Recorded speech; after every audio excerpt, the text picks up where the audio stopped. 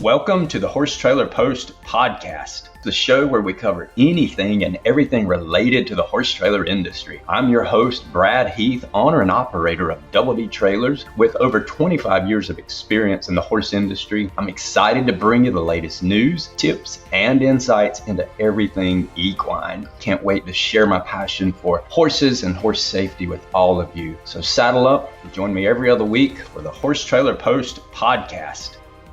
This episode of the Horse Trailer Post is sponsored by Cascada. Cascada is the world's first automatic horse waterer to use a contactless ultrasonic sensor to fill a regular 5-gallon water bucket and to track how much your horse drinks via an app on your phone. The Cascada app learns your horse's normal drinking habits and can alert you if anything is out of the ordinary. Since it has no need for floats or moving parts that can break or wear out, Cascada's reliability is unrivaled and is the easiest to clean automatic water on the market.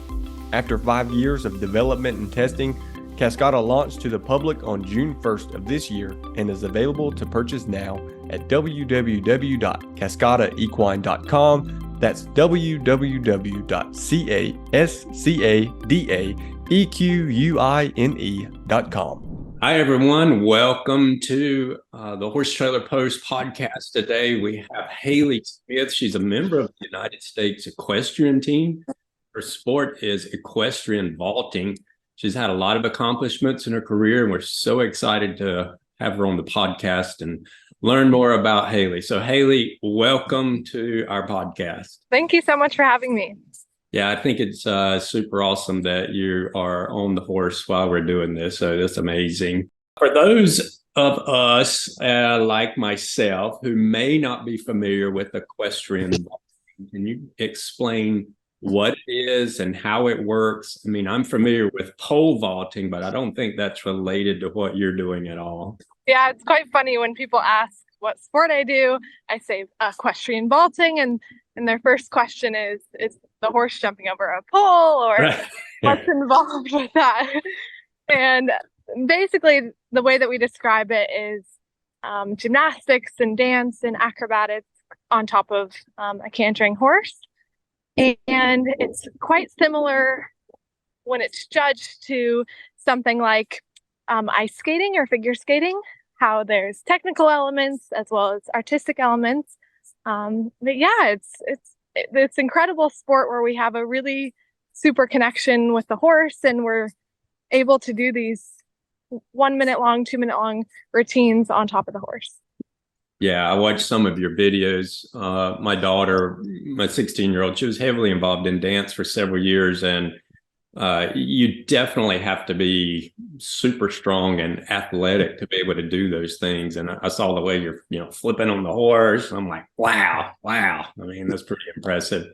Yeah, absolutely. And I think the vaulting athletes are some of the fittest people on this planet. You have to be agile and use your core muscles, and just like a gymnast doing it on the ground, we now add an entire new element of being on a horse and having to be really centered and one with the horse while doing these crazy exercises at the same time.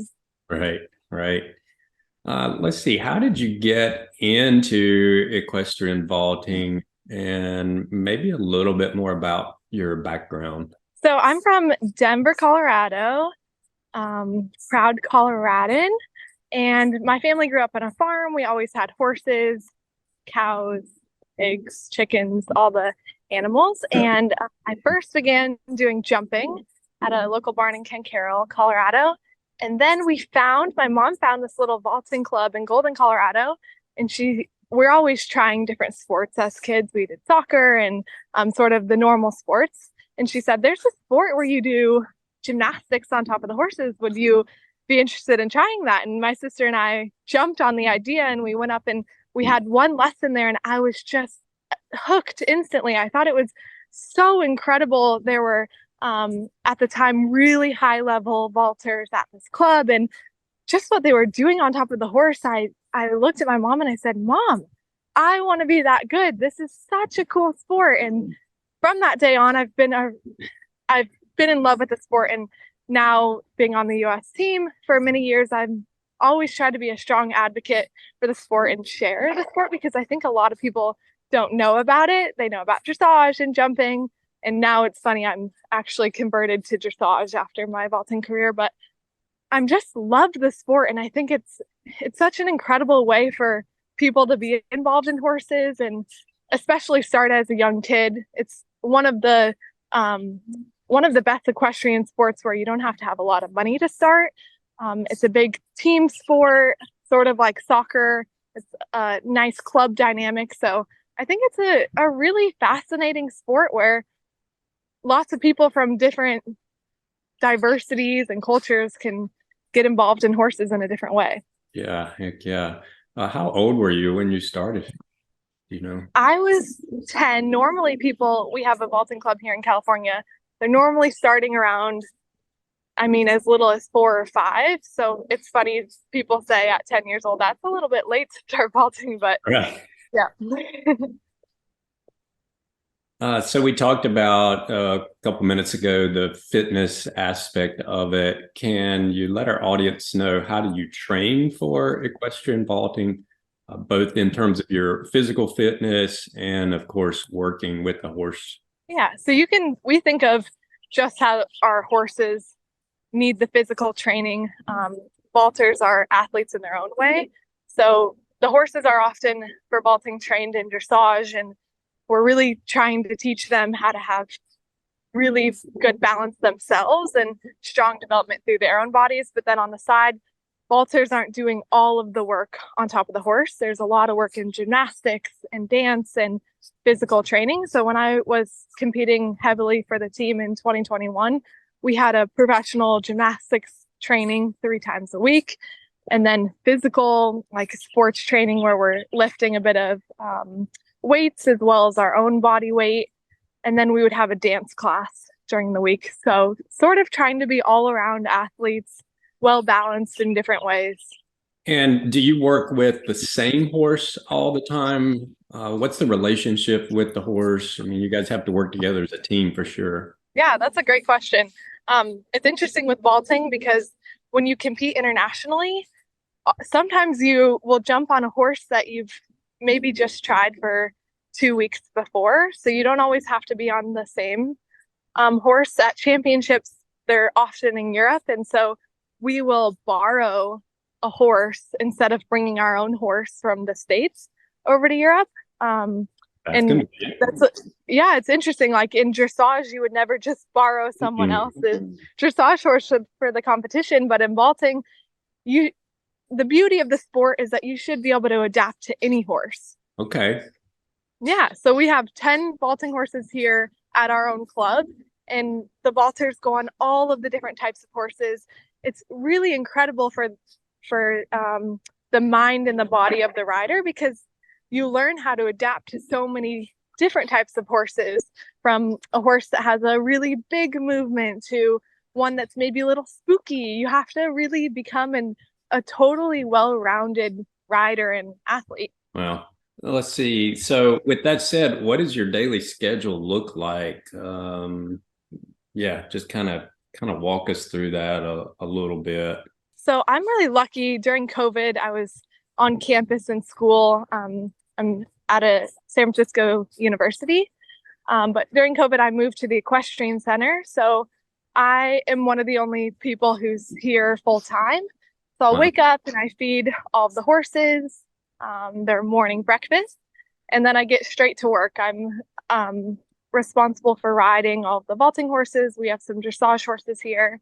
So I start riding all of them, and then in the afternoon, I'll do schoolwork or any chores that need to be done around the barn.